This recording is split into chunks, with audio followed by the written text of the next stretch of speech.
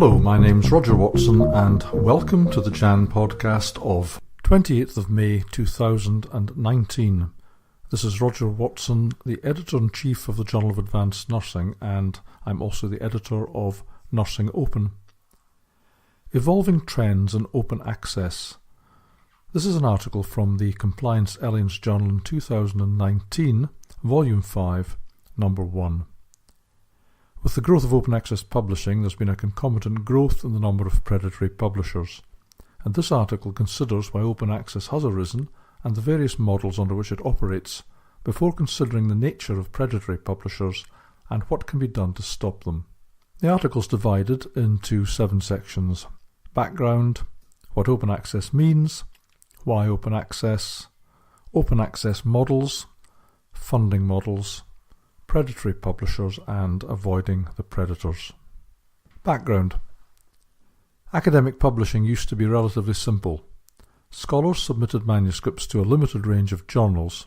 If they were published, other interested scholars could read the work by visiting the university library and obtaining a copy which was paid for by the library.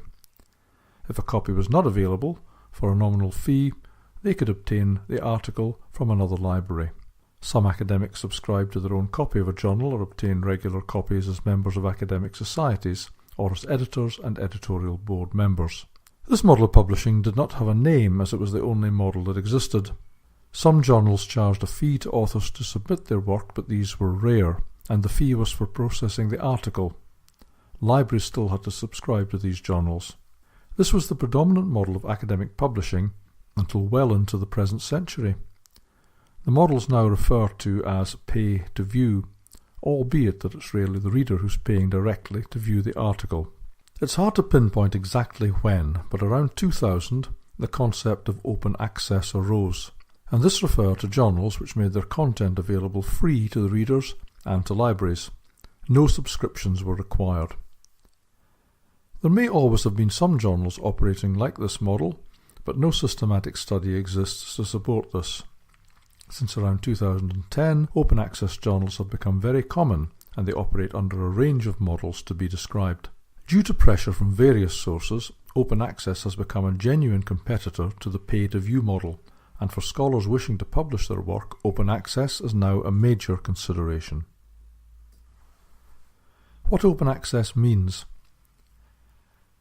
Open access means that anyone can read a published article free of charge. The article becomes available as such because the publisher has sold the copyright of the article to the author. Therefore, open access can be expensive because the publisher is waiving, or should be waiving, the right to generate any further income from the articles that are available open access. Around the open access industry, a system of licensing to enable sharing, but to offer some protection for authors and publishers, has been developed, known as CCLs, Creative Commons licenses, and this also applies to other aspects of intellectual property such as art or photographic images. The CCL system operates at several levels, but publishers using the open access route will normally specify which type of CCL they use to derive agreements with authors. Why open access? The pressure for open access publishing and the industry that's evolved around it comes from several sources, some laudable and some misguided.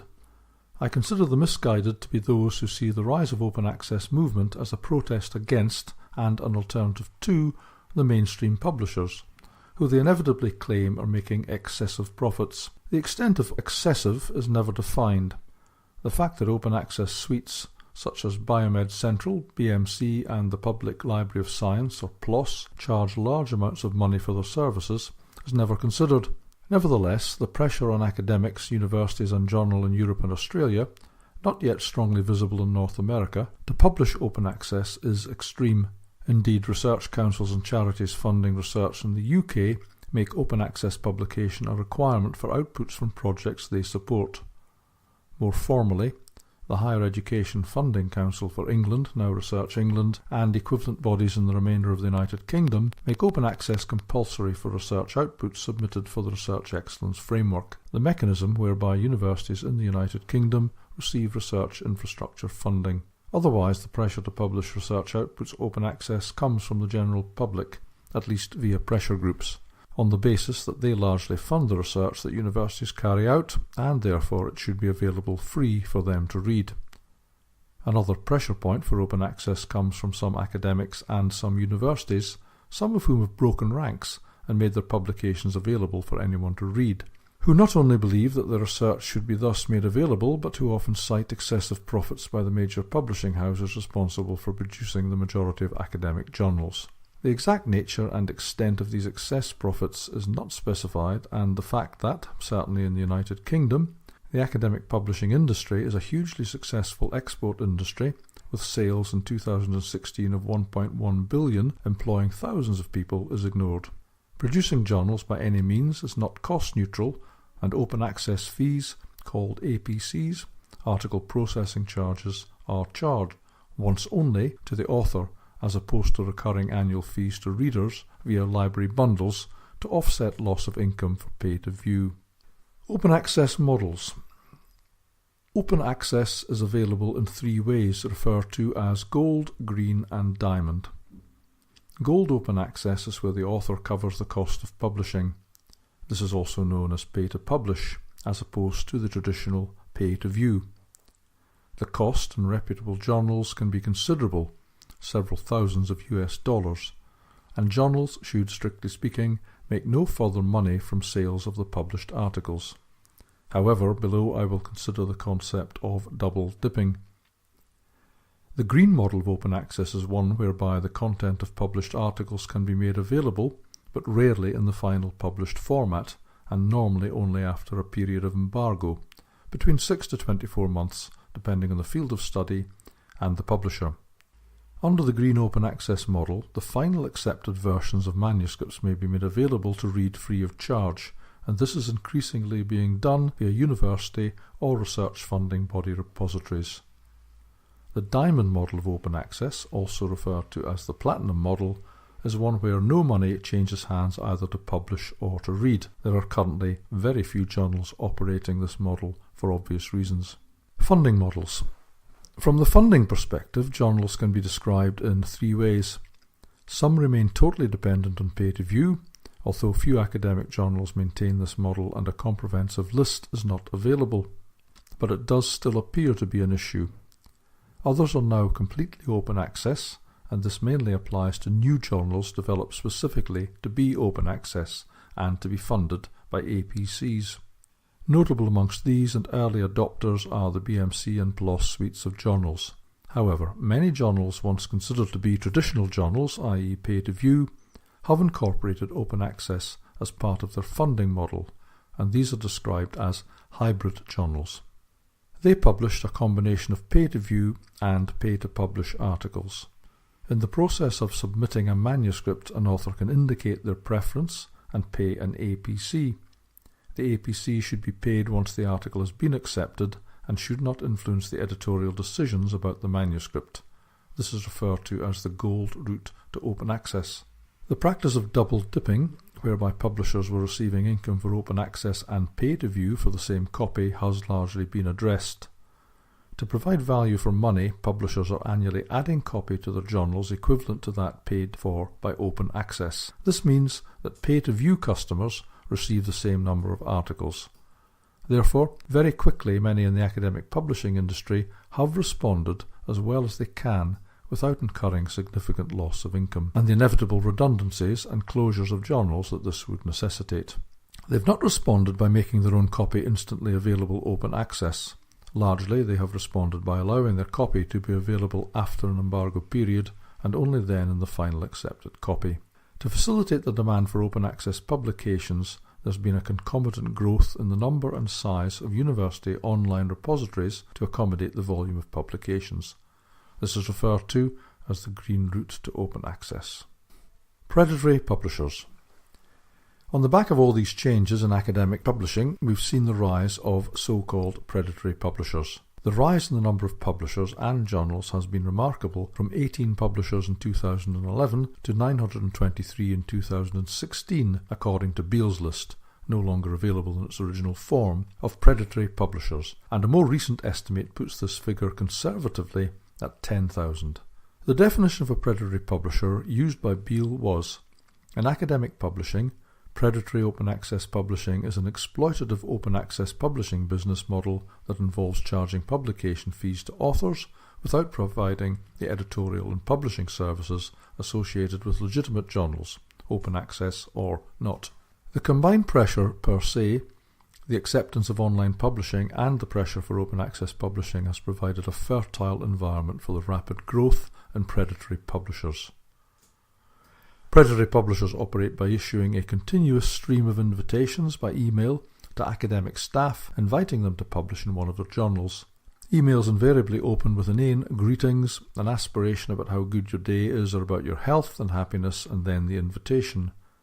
The invitations to publish vary from simply wanting an article to inviting you to edit a special issue or consider being an editor or an editorial board member, something to which I'll return. As if the wording and the nature of these emails was not enough to warn you of their intentions, then there are other obvious points. For example, they normally offer speedy peer review. This essentially means no peer review, because it's impossible to make the peer review process, if it is operated properly, speedy.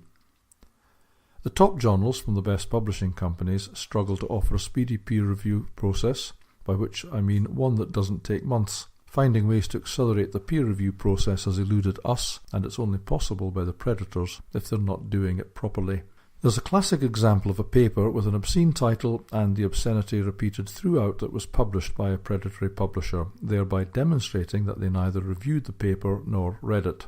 Presumably those operating the publishing system do not speak English, and the nature of the emails and bizarre responses also suggests this. The predatory journals are invariably online and open access, and they offer ridiculously low APCs, or sometimes charge no APC. Some predatory journals advertise impressive impact factors, but these are undoubtedly fabricated. An additional twist to the predatory journals is their invitation to edit special issues, which is a way of getting you to do their work and to join editorial boards. When the invitation to join a board doesn't work, there have been reported cases where they add your name anyway, and it can be hard to have your name removed. Avoiding the predators. The best defence by academics in avoiding predatory publishers is the application of common sense. If in doubt, don't. Never respond to emails of invitations to publish in a journal. If you want to publish, you select the journal. Universities could do more to protect their staff and to help starve the predatory publishing industry of funds. Universities could lever this in two ways: providing information and censoring staff who do publish in predatory journals. Information should be both general and specific. Generally, staff induction and continuing professional development should include training in good publishing practices. Beyond that, universities could oblige subject areas to draw up regular lists of acceptable journals. These not all be high impact factor journals. Nevertheless, the Thomson Reuters Impact Factor list and the Emerging Sources Index would be good starting points, merely because of the quality indicators and good practice that must be evident before inclusion. Beyond universities, research councils and university funding bodies, especially in Australia, Hong Kong and the UK, where research assessment exercises are conducted, could discount any outputs appearing in predatory journals for eligibility, and international bodies such as the Times Higher Education, which rank universities, could ask for evidence of policies related to predatory journals. These measures may seem extreme, possibly unworkable and harsh on individuals. It's impossible to know what the profits of the predatory publishers are. They're like hydra-headed monsters. However, any amount of money spent on them, and any extent to which the reputation of an individual or an institution is debased, is too much. Something must be done. This podcast was produced in association with youpublicationslimited.com. do